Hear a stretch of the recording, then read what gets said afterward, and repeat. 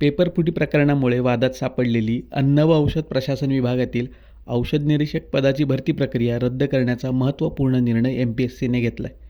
यानंतर शरद पवारांच्या राष्ट्रवादीचे आमदार रोहित पवार चांगलेच आक्रमक झालेत. त्यांनी थेट MPSCच्या अध्यक्षांच्या राजीनाम्याची मागणी केली. पाहूया. मी आयोगाला जाऊन भेटलो, त्याच्याच बरोबर IG साहेबांना भेटलो होतो, CPंना भेटलो, क्राईम डिपार्टमेंटला भेटलो. या अनेक लोकांना भेटल्यानंतर या सगळ्यांना आम्ही विनंती केली होती की आमच्याकडे जे पुरावे आहेत ते आम्ही तुम्हाला दिलेले आहेत. ऋषीभाऊ गांगडे इथं आहेत, तर हे सर्व पुरावे आम्ही तुम्हाला दिलेले आहेत. FDAचा इन्स्पेक्टरचा पेपर जो MPSCच्या माध्यमातून घेतला जातो तो फुटलाय. त्याचे जे प्रश्न आहेत ते फुटलेत, हे आमचं सगळ्यांचं मत होतं. पण दुर्दैव असं MPSCने ते स्वीकारलं नाही.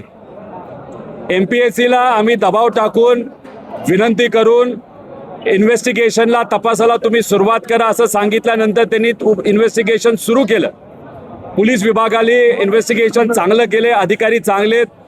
CP मुंबई त्याच्याचबरोबर PI देसाई यांनी चांगलं इन्व्हेस्टिगेशन केल्यानंतर काल रात्री 11 वाजता MPSCने मान्य केलं की FDAचा जो इन्स्पेक्टरचा पेपर आहे त्यातले प्रश्न हे फुटलेले आहेत.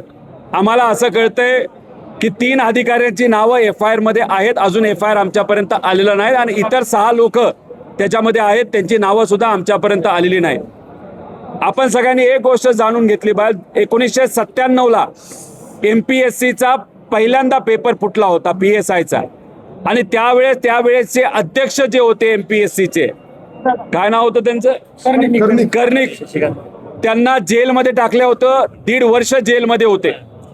आता विद्यार्थ्यांची मागणी, आमची सगळ्यांची मागणी आहे की FDAचा हा जो पेपर इन्स्पेक्टरचा फुटला, त्याचे जे प्रश्न फुटले, त्याच्याचबरोबर एक्साईजचा जो इंटरनल लेवलची परीक्षा असते त्याचं मार्किंग पॅटर्न फुटलं. त्यामुळे MPSCचे आत्ताचे जे अध्यक्ष असतील, सेक्रेटरी असतील, यांनी नैतिक जबाबदारी स्वीकारून या महिन्याच्या अखेरेसपर्यंत राजीनामा द्यावा आणि राजीनामा दिल्यानंतर एक स्वच्छ प्रतिमेचा, ज्याची प्रतिमा लोकांना माहिती आहे की स्वच्छ आहे, अशा व्यक्तीला अध्यक्ष म्हणून तिथं बसवावं.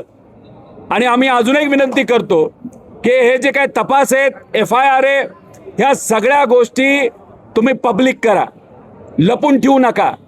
कालच्या पत्रामध्ये एकाच विद्यार्थ्याला हा पेपरमध्ये प्रश्न देण्यात आले असं सांगितलंय, ते साफ खोटे. अनेक लोकांची नावं आम्ही दिलेली आहेत. एक पेपर हा 40 लाख रुपयाला तिथं गेलेला आहे. त्यामुळे हा जो भ्रष्टाचार आहे, MPSCचा पेपर कधीच फुटत नव्हता. 1997 नंतर आत्ता तो पहिल्यांदा फुटलेला आहे. त्यामुळे कुठेतरी मुलं आता घाबरलेली आहेत. कारण का ह्याच्यातून आपण जर बघितलं तर PSI असेल, डेप्युटी कलेक्टर, तहसीलदार या मोठ्या मोठ्या पदाच्या परीक्षा सुद्धा MPSCतून घेतल्या जातात. एक पेपर फुटला तर बाकीचे सुद्धा पेपर फुटू शकतात असं आता विद्यार्थ्यांना वाटत आहे. त्यामुळे इथं चांगला अध्यक्ष असणं महत्त्वाचं आहे. आणि पेपर घेत असताना हे चुकीचं उदाहरण आहे की एक पेपर ऑफलाईन पद्धतीने तिथं फुटला, कारण अधिकाऱ्यांनी फोडला.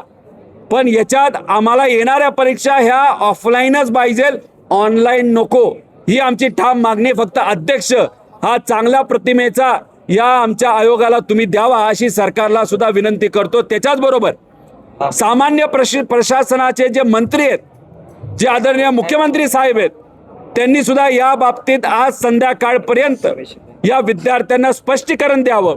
आणि अध्यक्ष तुम्ही बदलणार आहात का, कुठल्या व्यक्तीला तुम्ही अध्यक्ष बनवणार आहात, हे स्पष्टपणे विद्यार्थ्यांना सांगावं अशी मी त्यांना विनंती करतो. दादा, कंत्राटदारांचा एक प्रश्न आहे. एकीकडे तुम्ही MPSCच्या सगळ्या विद्यार्थ्यांसाठी लढताय पेपर फुटी विरोधात, दुसऱ्या कंत्राटदारांचा मुद्दा आहे. आज दुसऱ्या कंत्राटदारांना आत्महत्या केल्या, सरकारकडे 40 लाख रुपये नव्हते असं त्याच्या घरच्याचं म्हणणं आहे. नांदेडचा तो होता, काम पूर्ण झालं पण पैसे सरकारने दिले नाहीत. जे देवकाते नावाचे जे कॉन्ट्रॅक्टर आहे, दुर्दैवाने त्यांनी तिथं आत्महत्या केली. खरं तर मला या सर्व मराठी कॉन्ट्रॅक्टरला विनंती करायची आहे, आपण रस्त्यावर येऊ, आपण लढू, आणि एकदा आपण एकजूट दाखवली ना तर आपल्याला यश आल्याशिवाय राहणार नाही. आजपर्यंत 6 कॉन्ट्रॅक्टरांनी दुर्दैवाने त्या ठिकाणी महाराष्ट्रात आत्महत्या केलेली आहे आणि हे सर्व कॉन्ट्रॅक्टर मराठी आहेत. गुजराती कॉन्ट्रॅक्टरचे पैसे वेळेवर दिले जातात. आंध्र प्रदेशच्या कॉन्ट्रॅक्टरचे पैसे हजारो कोटी रुपये वेळेवर दिले जातात. पण मराठी कॉन्ट्रॅक्टरचे पैसे 90,000 कोटी रुपये हे तुम्ही जलजीवनचे घ्या, PWDचे घ्या, ग्राम विकासचे घ्या, नाही तर अजून कुठल्याही विभागाचे घ्या, 90,000 कोटी रुपये अजूनपर्यंत दिलेले नाहीत. याच्यात काही लोकांनी आपल्या पत्नीचे दागिने विकले, जमिनी विकल्या, घरं विकली, घरं कुठल्या तरी व्यक्तीला पैसे व्याजावर घेण्यासाठी तिथं तारण दिली. असं करून सुद्धा 2 वर्ष झाले, 3 वर्ष झाले, 4 वर्ष झाले या लोकांचे पैसे येत नाहीत. मी विनंती परत एकदा करतो की कृपा करून आत्महत्या करू नका. आपण स्वाभिमानी लोक आहोत. आपली एकजूट आली ना, या सरकारला झुकू, गुडघ्यावर आणू. येत्या काळामध्ये या सर्व कॉन्ट्रॅक्टरनी निर्णय घ्यावा की पुढच्या महिन्यामध्ये एक स्पेशल अधिवेशन, हे कॉन्ट्रॅक्टरचं, मी राजकीय अधिवेशन म्हणत नाही, या सर्व कॉन्ट्रॅक्टरचं त्यांचं एक अधिवेशन त्याने महाराष्ट्रामध्ये, महाराष्ट्राच्या सेंटर ठिकाणी घ्यावं. आणि जे डिसेंबर महिन्यामध्ये नागपूरला अधिवेशन येते त्याच्या आधी सरकारने या सर्व कॉन्ट्रॅक्टरचे पैसे द्यावेत. नाहीतर ते अधिवेशन हे कॉन्ट्रॅक्टर व आम्ही सर्वजण या मराठी लोकांना ताकद देण्यासाठी हे चालून देणार नाही. हे मात्र इथं आमच्या पक्षाच्या वतीने एक कार्यकर्ता म्हणून इथं मी बोलून दाखवतो.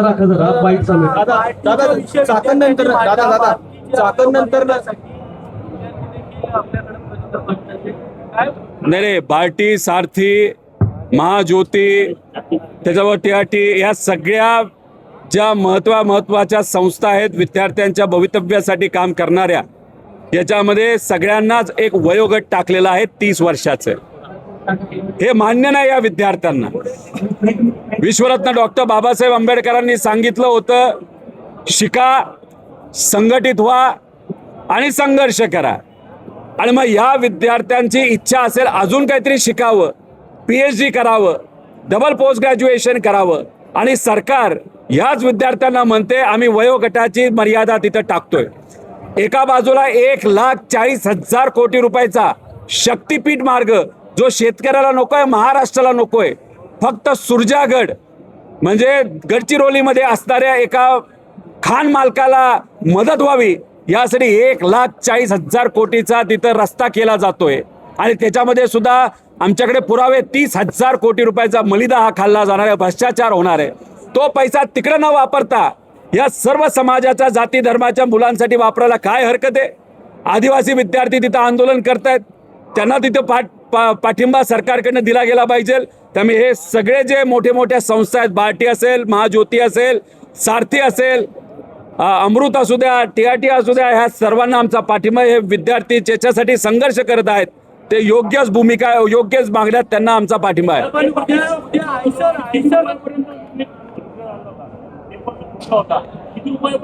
आम्हाला जे कळलेलं आहे, MPSCचा पेपर FDAचा इन्स्पेक्टरचा 40 लाखापर्यंत सुद्धा गेलेला आहे. सुरुवातीला कदाचित तो 10-15 लाखाला गेला, नंतर तो वाढत 40 लाखापर्यंत गेला. तलाठी भरतीमध्ये सुद्धा एक पेपर 40 लाखाला तिथं गेला होता. त्यामुळे फक्त तलाठी भरतीमध्येच 3-3.5 हजार कोटीचा भ्रष्टाचार झाला. आणि इथं जर आपण बघितलं तर 40 लाख नाही तर 30 लाख सुद्धा तुम्ही धरले तर अंदाजे 500-600 लोकांपर्यंत हा पेपर गेला होता. त्यामुळे हा आकडा तसा बघितला तर मला असं वाटतं की काही कोटीमध्ये तिथं जाईल. त्यामुळे हे दुर्दैव आहे. आत्ता आपण पत्रकार परिषद आणि हा कार्यक्रम उन्हात घेतोय.